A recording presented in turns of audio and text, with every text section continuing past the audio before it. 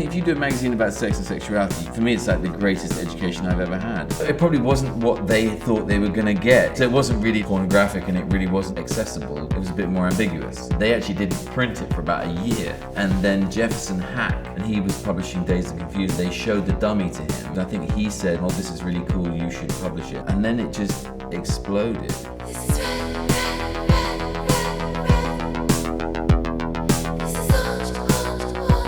I grew up in Marlow, which is a small town on the river, 30 miles west of London. I hadn't done terribly well at school, and my mother just said, you should get a job on Monday. So I became shop assistant at the Kenzo men's shop. And then I met a woman whose boyfriend had a fashion company in New York. I was working with a designer, but I was kind of like, yeah, it was what I was into. And he just let me kind of float around his company for a bit. I was going out with this girl who shared an apartment with some photo assistants, and they seemed to be having like a much more fun and making a lot more money. And they said, oh, well, you know, you've got this experience making clothes, why don't you try and be a stylist assistant? And I said, oh, that sounds cool.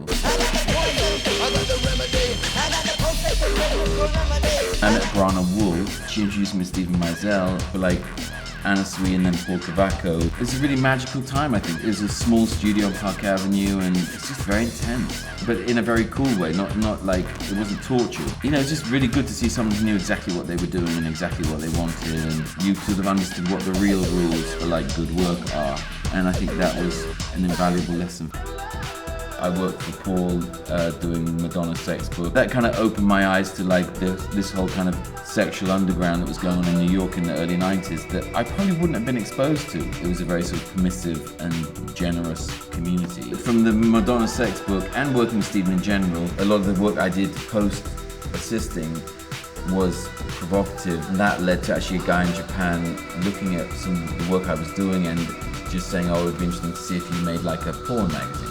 And that's how Richardson kind of came about. So these are the plates when you print a magazine. You have these drums, and these are on the drums. This was Tory Black. We went to Japan, and Araki photographed her for the cover of issue A7. And he suspended her twice. He like hung her from the roof in 2 different ways. And then this is our amazing incense burner. I have an ashtray from Nymphenburg that was kind of in that shape. Vittoria Sosa does this vase, this kind of penis-shaped vase. And I thought, oh, that vase, this ashtray. So these are these amazing, like, weird erotic drawings from some guy from the 40s from France. We sold like all these Namio Hirakawa, these really great paint drawings. Oh, this chair, by the way, was from Irving Klaw's studio. Betty Page was photographed on this chair. A friend of mine, Jack Donahue from that band Salem, I think his dad was in the Union in Chicago, and he would wear Union stuff with like the name of the Union and the seal. And so then we started to like play around with like the idea of this Richardson kind of Union. I think this is amazing. This is the motocross shirt. This is a real technical motocross shirt. Supreme had always advertised in the magazine, because I'm friendly with James Jebier. He said, why don't we do some t-shirts for Supreme with artwork from the magazine? We started to make things that weren't directly from the magazine, but had these values that the magazine embodied. And I think I was also into like these primal sexual archetypes. I'm looking for something that communicates in a very direct way, because you can then work with irony. Like, I'm not trying to be smart, I'm just trying to be provocative.